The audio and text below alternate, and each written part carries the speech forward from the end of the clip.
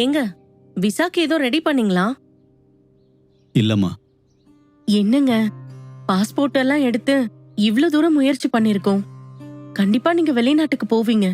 எனக்கு அந்த நம்பிக்கையே இல்லம்மா. நம்பிக்கை வேணுங்க. நம்பிக்கை இல்லைன்னா நம்மளால வாழ்க்கையில அடுத்த கட்டத்துக்கு போக முடியாதுங்க. ஆண்டவராலும் அற்புதம் பண்ண முடியாது. என்னங்க பாக்குறீங்க? நான் சொல்றது உண்மைதாங்க. அது உண்மையா இல்ல பொய்யாங்கிறது நம்ம வாழ்க்கையில நடந்தாதான் சொல்ல முடியும். யாருக்கோ நடந்துச்சுங்கிறதுக்காக நான் சந்தோஷப்பட முடியுமா? என்ன பாக்குற? நான் சொல்றது உண்மைதானே? மத்தவங்களுக்கு நடந்தது நமக்கும் நடக்கும்னு சொல்ல வரேன். நடக்கும்போது பாப்போன்னு நான் சொல்றேன். ம், இங்க பாரு சுபி, என் பசிக்கு நான் சாப்பிட்டாதான் பசி அடங்கும். யாரோ ஒருத்தர் என் பசிக்காக சாப்பிட முடியாதுல்ல. அப்படியே அவங்க சாப்பிட்டாலும் என் பசி அடங்காது இல்ல. அததான் நானும் சொல்ல வரேன். நமக்கு அற்புதம் நடக்கணும்னா நம்ம தாங்க ஜபிக்கணும். நம்ம தான் விசுவாசிக்கணும். இன்னொருத்தர் நமக்காக ஜபிக்கிறதால அற்புதம் நடக்காதுல்லங்க. என்னங்க பாக்குறீங்க? நான் சொல்றது உண்மைதானே? நமக்கு பசிக்குதுன்னா நம்ம தானே சாப்பிடணும். நீ இப்படியே பேசிக்கிட்டே இரு, நான் கிளம்புறேன். ஏங்க,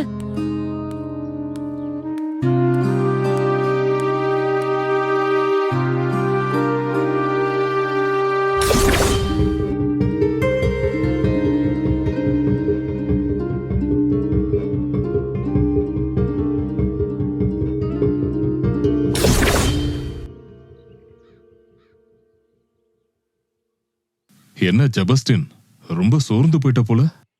நான் வேற என்ன பண்ண முடியும்? முடிஞ்ச அளவுக்கு நான் முயற்சி பண்ணி பார்த்துட்டேன். ஆனா சோர்ந்து போகல. இனிமே இதுக்கு மேல ஒண்ணுமே நடக்காதுங்கிறத நான் புரிஞ்சுக்கிட்டேன். அப்படி இல்லப்பா, நடக்காதுன்னு எந்த காரியத்தையும் சொல்ல முடியாது. கண்டிப்பா ஒரு நாள் மாற்றம் வரும். இந்த கேள்விக்கு உங்களால பதில் சொல்ல முடியல. அப்புறம் எப்படியா நான் நம்ப முடியும் என் வாழ்க்கையில மாற்றம் வரும்னு? நம்பித்தான் ஆகணும் ஜபஸ்டின். சில கேள்விக்கு பதில் சொல்ல முடியும், சில கேள்விக்கு பதில் சொல்ல முடியாது. சில கேள்விக்கு பதில் தெரிஞ்சாலும் சொல்ல முடியாது. ஆனாலும் என் கேள்விக்கு இது பதில் இல்லையே. இங்க பாருப்பா, உன் கேள்விக்கு என்னால பதில் சொல்ல முடியல, உண்மைதான். ஆனாலும் நான் சொல்றத உன் மனசுல வச்சுக்க. இப்ப இல்லைனாலும் ஒரு நாள் கட்டாயமா உன் சூழ்நிலை மாறும். நம்புப்பா. ஆண்டவரோட அனுமதி இல்லாம நம்ம வாழ்க்கையில எதுவுமே நடக்காது.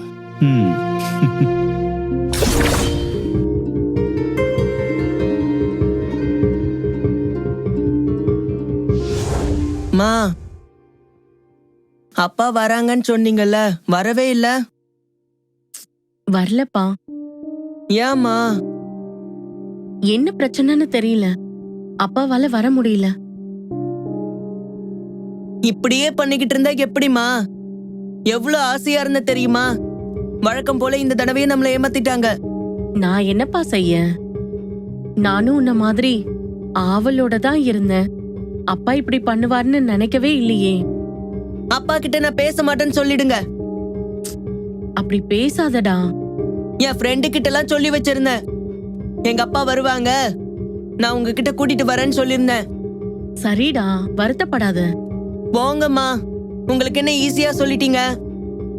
நான் அப்பா கிட்ட பேச மாட்டேன்னு சொல்லிடுங்க. John, John.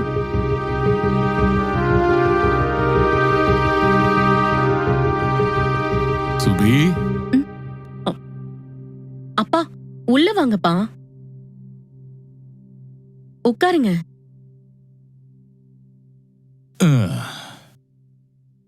என்னம்மா ரொம்ப யோசனையா இருக்க மாதிரி தெரியுது? ஜான் அப்பா ஊருக்கு வரதா சொல்லியிருந்தாங்க. அப்படியா? ஜபஸ்டினை பார்த்தே ரொம்ப நாள் ஆயிடுச்சு. இப்போ வரல, ஏதோ பிரச்சனைன்னு சொல்லிட்டாங்க. அப்படியா? ஆமாப்பா, அதான் ஜான் கோவமா போறான். அதான் யோசிச்சுக்கிட்டு இருக்கியா? ம், சரி விடுமா, ஃபீல் பண்ணாத. ஜபஸ்டினுக்கு அங்க என்ன சூழ்நிலைமைன்னு தெரியல. ஆமாப்பா. சரி, நான் வந்த விஷயத்த சொல்லிடுறேன். உனக்கு தெரியும்ல, மாலதி ஆண்டவருடைய கிருபையில கன்சீவ் ஆயிட்டா. ஆமாப்பா, இவ்ளோ நாள் நம்ம பிரேயர் பண்ணோம். இதுதான் ஆண்டவருடைய கிருபை. ஆமாமா, அதுக்குதான் அடுத்த வாரம் பிரேயர் மீட்டிங் வச்சிருக்கேன். கண்டிப்பா பசங்களை கூட்டிட்டு வரணும். கண்டிப்பா வராம எப்படி இருப்பேன்? சரிம்மா, ஜபஸ்டின கேட்டதா சொல்லு. இப்ப நினைச்சாலும் அப்படியே எல்லாம் மனசுக்குள்ள இருக்கு. உங்க உதவி இல்லாம அவங்க ஃபாரின் போயிருக்க முடியாதுப்பா. அப்படிலாம் இல்லம்மா, அது ஆண்டவருடைய திட்டம். சரி, நான் கிளம்புறேன். சரியா, வந்துருங்க. சரிங்கப்பா.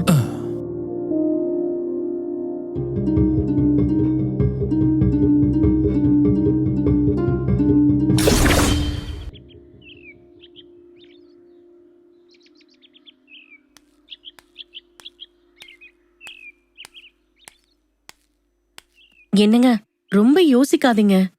கர்த்தரை மட்டும் நம்புவோங்க. வேற எதையும் எதிர்பார்க்க வேண்டாம். நீ சொல்றது எனக்கு புரியுதுமா. ஆனாலும் இந்த ஆனாலும்ன்ற பேச்சே வேண்டாம். நம்பிக்கையோட இருப்போம். ஆண்டவர் நம்மள கைவிட மாட்டாரு. கைவிடக் கூடாது. நம்ம வெட்கப்பட்ட இடத்துல தலை நிமிர்ந்து வாழணும். யாரெல்லாம் நம்மள அற்பமா பார்த்தாங்களோ அவங்களுக்கு முன்னாடி நம்ம உயர்ந்து காமிக்கணும். அது நம்மளால முடியாதுங்க. ஆண்டவரால மட்டும்தான் முடியும். ஆமாங்க, எவரையும் மேன்மைப்படுத்தவும் பலப்படுத்தவும் கர்த்தரோட கரத்தினால் ஆகும்னு வேதம் சொல்லுது. நம்மள உயர்த்துறதும் மேன்மைப்படுத்துறதும் கர்த்தரால மட்டும்தாங்க முடியும். என்னங்க பாக்குறீங்க? அவருடைய அனுமதி இல்லாம நம்மளோட வாழ்க்கையில ஒண்ணுமே நடக்காது. அது நன்மையோ தீமையோ அத புரிஞ்சுக்கோங்க. வாங்க 2 பேரும் சேர்ந்து ஜெபம் பண்ணுவோம். போவா.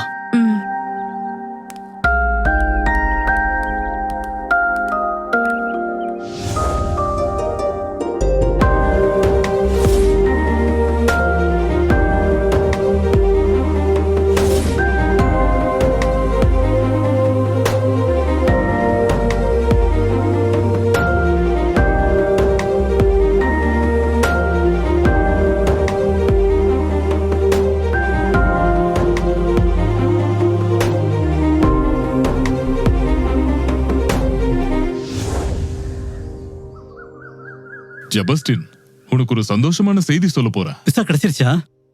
விசா கிடைக்கல, ஆனா விசாவுக்கான பணம் கிடைச்சிருச்சு.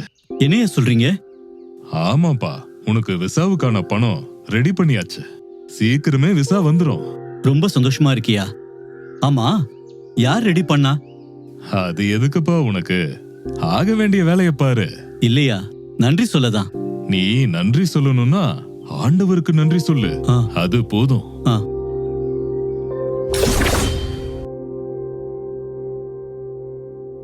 அம்மா, சாரிம்மா. எதுக்குடா?